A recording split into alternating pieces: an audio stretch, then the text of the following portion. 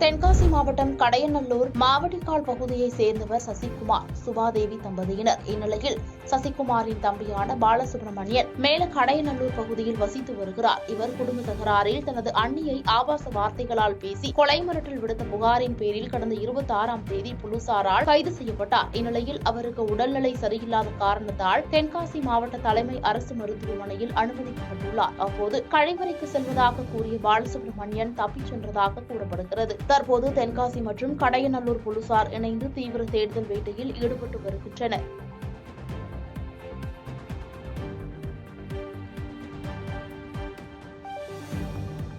பாதகம் செய்பவரை கண்டால் நாம் பயங்கொள்ளலாகாது பாப்பா, மோதி மிதித்து விடு பாப்பா, அவர் முகத்தில் உமிழ்ந்து விடு பாப்பா.